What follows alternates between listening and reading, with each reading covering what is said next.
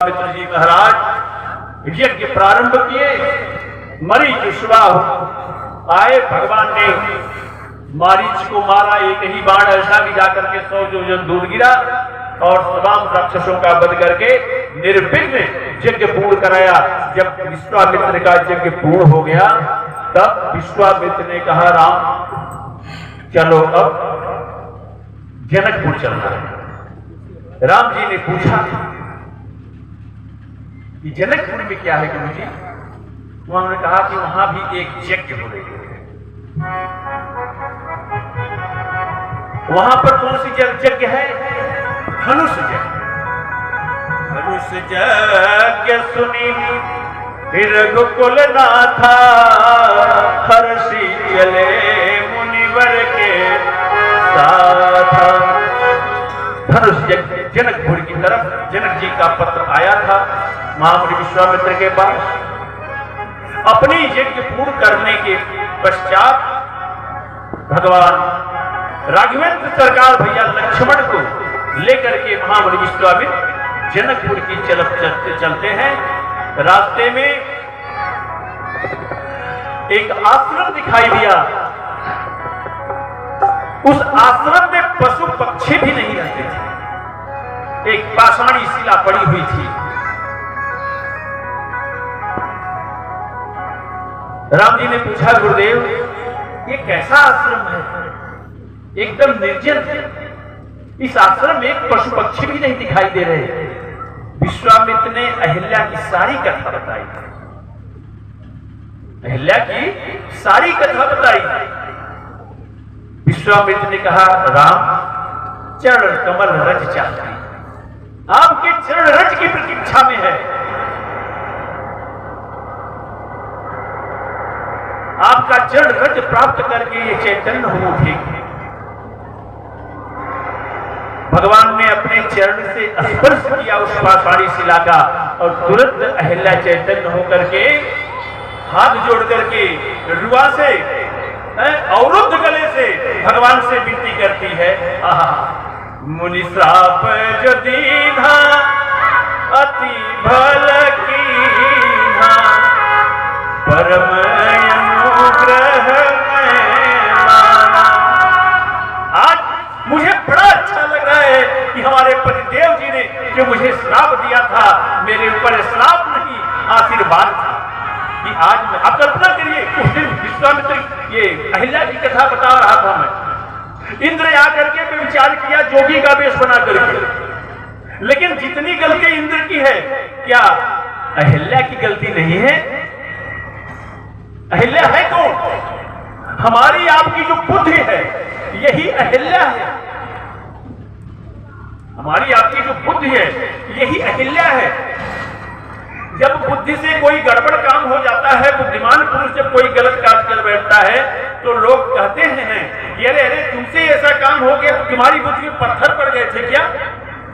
यही श्राप दिया था गौतम ऋषि ने अपनी पत्नी को। और कहा क्यों दिया था? क्यों? क्योंकि वासना जो है किसके जीवन में नहीं है।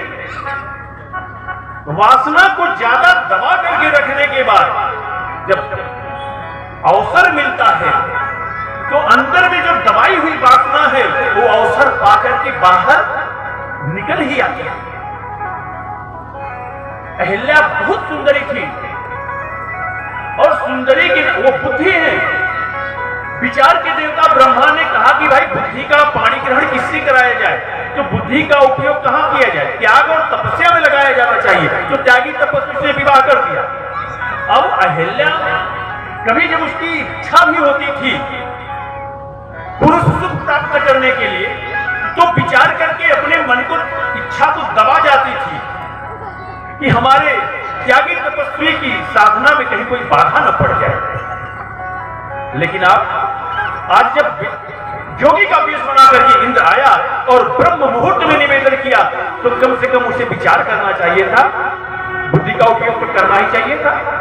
एक पुरुष के मामले में, एक पुरुष के बारे में दूसरा पुरुष भले न कुछ जानता हो, लेकिन एक पुरुष के रोए रोए से कोई परिचित होता है तो उसकी अर्धांगिनी होती है। पुरुष के रोए रोए से परिचित अगर कोई होती है तो स्त्री होती है। उसे विचार करना चाहिए था कि ऐसे धर्मात्मा त्यागी तपस्वी पतिदेव हमारे क्या ब्रह्म मुहूर्त में ऐसी याचना कर सकते हैं? लेकिन नहीं, आज उसने सोचा कि चलो मौका मिला है, सुख प्राप्त कर लिया जाए, जो होगा बाद में देखा जाएगा। और इधर जब मैं विचार करके इंद्र बाहर निकल रहा था कुटिया से, तो उसी समय गौतम ऋषि जी आ गए। जाकर के देखा कि गंगा जी सो रही है, अभी ब्रह्म मुहूर्त नहीं है। अरे तो अभी आधी रात लौट पड़े। इंद्र को भी श्राप दे दिया, क्या तेरे शरीर में 1000 छिद्र हो जाए।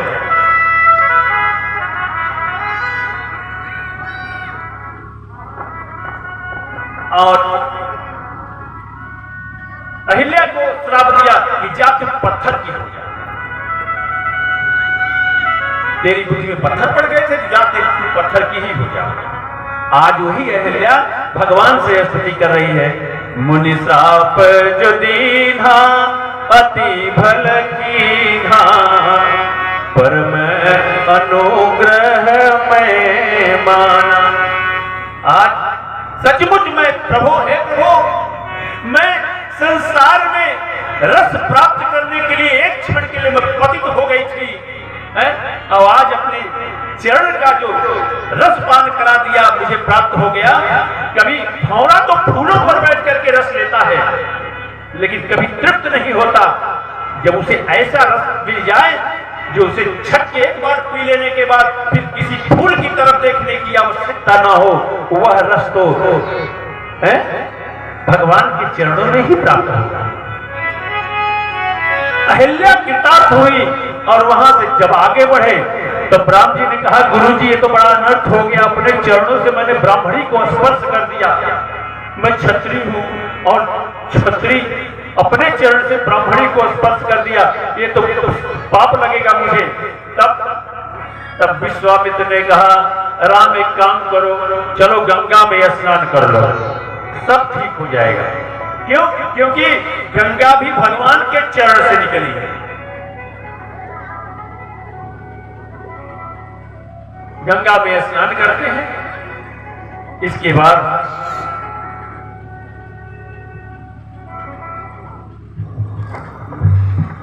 जनकपुर की तरफ यात्रा आगे बढ़ती है। जनकपुर में जनक नंदिनी का भी प्राकट्य है। वो है, देखिए भगवान राम है अखंड ज्ञान घन, लक्ष्मण है मूर्तिमान बैराग, और सीता मैया जनक नंदिनी है मूर्तिमती भक्ति, शांति शक्ति भक्ति है। और भक्ति की तरफ जब चलते हैं, हरे निकला के जनकपुर की हर कुंज गली, निकला के कुंज गली, निकला के जनकपुर की कुंज गली, निकला के जनकपुर की कुंज गली, निकला के जनकपुर की कुंज गली, निकला के जनकपुर की। जहाँ पे मिले राम, जहाँ पे मिले राम जनक गली, निकला के जनकपुर गली, निकला के जनकपुर की कुंज गली, निकला के जनकपुर की कुंज गली, निकला के जनकपुर की।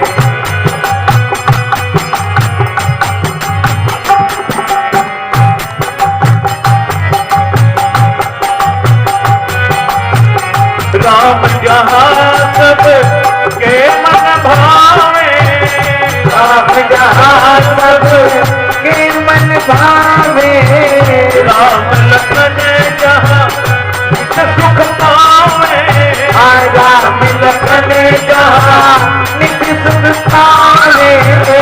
हो आनंद की बरसा, हो आनंद की बरसा, तो मिथिला नगरी, निकला के जनकपुर की कुंज गली, निकला के जनकपुर की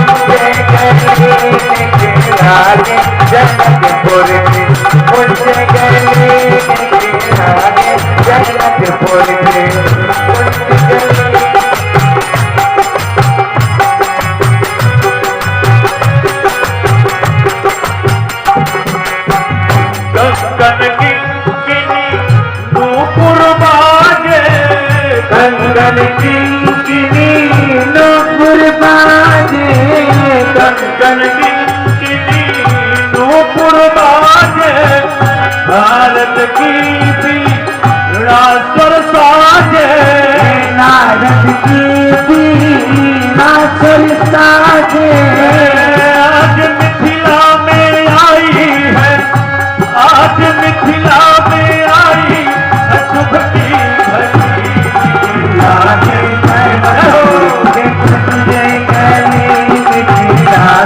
जनकपुर कुंज गली, जनकपुर में कुंज गली, लागे जनकपुर के कुंज गली, लागे जनकपुर के।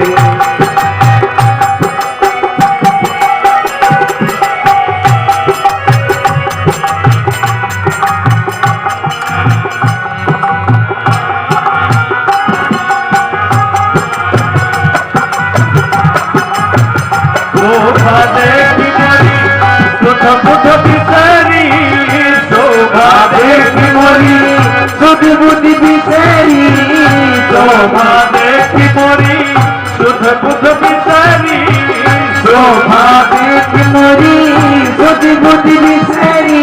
कौशिक चले कहाँ सूझन नगरी, कौशिक चले जहाँ सूझन नगरी।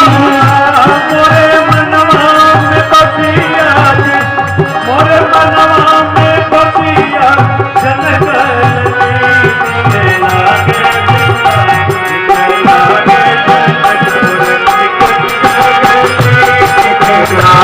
जनकपुर कुंज गली, लागे जनकपुर कुंज गली, लागे जनकपुर के।